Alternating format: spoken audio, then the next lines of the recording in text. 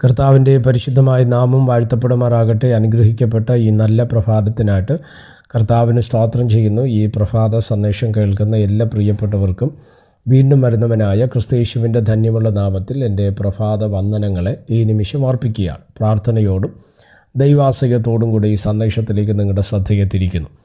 യോഹന്നാൻ എഴുതിയ സുവിശേഷം 15-ാം അധ്യായം അതിൻ്റെ 13-ാമത്തെ വാക്യം. സ്നേഹിതന്മാർക്കു വേണ്ടി ജീവനെ കൊടുക്കുന്നതിലും അധികമുള്ള സ്നേഹം ആർക്കുമില്ല. ഈ വാക്യങ്ങൾക്കായിട്ട് കർത്താവിന് സ്തോത്രം ചെയ്യുന്നു. അനുഗ്രഹിക്കപ്പെട്ട ഒരു ചിന്തയാണ് ഇന്ന് പ്രഭാതത്തിൽ നിങ്ങളുമായി പങ്കുവയ്ക്കുവാൻ കർത്താവിൽ ശരണപ്പെടുന്നത്. ശ്രദ്ധിച്ചേ, നമ്മുടെ കർത്താവായ യേശു ക്രിസ്തു പറഞ്ഞ അനുഗ്രഹീതമായൊരു വാക്കാണ് അല്ലേ. സ്നേഹിതന്മാർക്ക് വേണ്ടി ജീവനെ കൊടുക്കുന്നതിലും അധികം സ്നേഹം ഇല്ല. എന്താണ് ഈ വാക്കിൻ്റെ അർത്ഥം? ജീവനെ കൊടുത്ത് സ്നേഹിക്കുക എന്നുള്ളതാണോ? അത് മാത്രമാണോ അതിൻ്റെ ചിന്ത? അല്ല. ഒരു ത്യാഗപൂർണമായ ഒരു സ്നേഹത്തെയാണ് നമുക്കവിടെ കാണുവാൻ തക്കവണ്ണം കഴിയുന്ന. ആ വാക്കിനകത്ത് നമ്മൾ മനസ്സിലാക്കേണ്ടത് അങ്ങനെയാണ്. അപ്പം നമ്മുടെ പലപ്പോഴും ഈ കാലത്ത് നമ്മുടെ എല്ലാവരുടെയും ഒരു സ്വഭാവമാണ്, നമ്മുടെ കംഫർട്ടാണ് എപ്പോഴും നമ്മൾ എന്ത് ചെയ്യുന്നത്, ആഗ്രഹിക്കുന്നത് അല്ലേ. ഇപ്പം ഞാൻ കംഫർട്ടബിളായിട്ടിരിക്കണം. ഇല്ലെങ്കിൽ ഇപ്പം ഉദാഹരണത്തിന് ഒരു എക്സാമ്പിൾ മാതിരി പറയുന്നതാണ്. ഇപ്പോൾ ഒരു ഭാര്യ ഭർത്താവ് എന്ന് ചിന്തിക്കുക.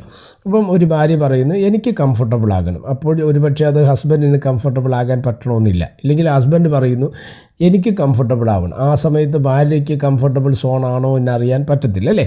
അപ്പം ഇന്നത്തെ കാലത്തുള്ള എല്ലാ മനുഷ്യരുടെയും ഒരു സ്വഭാവമാണ് ഞാൻ അല്ലേ, എനിക്ക് കംഫർട്ടബിൾ സോണിലിരിക്കുക, മറ്റുള്ളവർ എന്ത് ആയാലും എനിക്ക് പ്രശ്നമില്ല എന്ന് പറയുന്ന ഒരു തലത്തെയാണ് നമുക്കവിടെ കാണാൻ കഴിയുന്നത്. പക്ഷേ ലവ് ഓഫ് ക്രൈസ്റ്റ് എന്ന് പറഞ്ഞാൽ യേശുക്രിസ്തുവിൻ്റെ സ്നേഹമെന്ന് പറയുന്നത് അങ്ങനത്തെ ഒരു സ്നേഹമല്ല നമ്മൾ മനസ്സിലാക്കേണ്ടത്. പിന്നെ എന്താണ് നമ്മൾ തിരിച്ചറിയേണ്ടത്?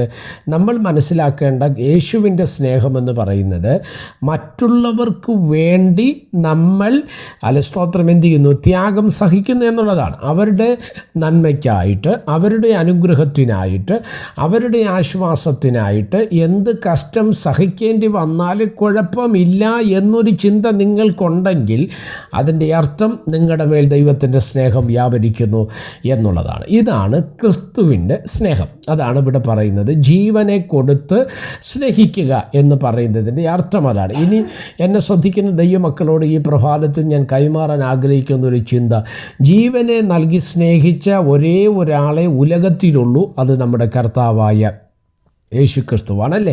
ശരീരത്തെ യാഗമാക്കി തീർത്ത് അവസാനത്തുള്ള രക്തം വരെ മനുഷ്യകുലത്തിനു വേണ്ടി ഒഴുക്കി നമ്മെ സ്നേഹിച്ച ഒരേ ഒരു നാഥൻ എന്ന് പറയുന്നത് നമ്മുടെ കർത്താവായ യേശുക്രിസ്തു മാത്രമാണ്. എന്നെ ശ്രദ്ധിക്കുന്ന ദൈവമക്കളോട് ഈ പ്രഭാതത്തിൽ ഞാൻ കൈമാറുകയാണ്, നമ്മുടെ കർത്താവ് നമ്മെ അതുപോലെ സ്നേഹിച്ചെങ്കിൽ ആ സ്നേഹം നമ്മളിലും വ്യാപരിക്കട്ടെ. അതുപോലെ മറ്റുള്ളവരെ സ്നേഹിപ്പാൻ, അതുപോലെ ക്രിസ്തീയ സ്നേഹത്തിന് അടിസ്ഥാനപരമായൊരു ക്രിസ്തീയ ജീവിതം നയിപ്പാൻ ദൈവത്തിൻ്റെ ആത്മാവ് നമുക്ക് കൃപ നൽകട്ടെ. പ്രാർത്ഥിക്കാം. പരിശുദ്ധനായ ദൈവമേ, സ്വർഗീയ നല്ല പിതാവേ, ഈ സന്ദേശത്തിനായിട്ട് സ്തോത്രം ചെയ്യുന്ന, ഈ സന്ദേശം കേൾക്കുന്ന എല്ലാ പ്രിയപ്പെട്ടവരെയും തൃക്കരങ്ങളിൽ തരുന്ന അവിടുന്ന് ചിറകടി മറയ്ക്കും, സഹായിക്കും, അനുഗ്രഹിക്കും, മുദ്ര വെച്ചാണ് എല്ലാവരും ഈ സന്ദേശത്താൽ അനുഗ്രഹിക്കപ്പെടേണ്ടതിനായി പ്രാർത്ഥിക്കുന്നു. മഹത്വം അങ്ങേക്ക്.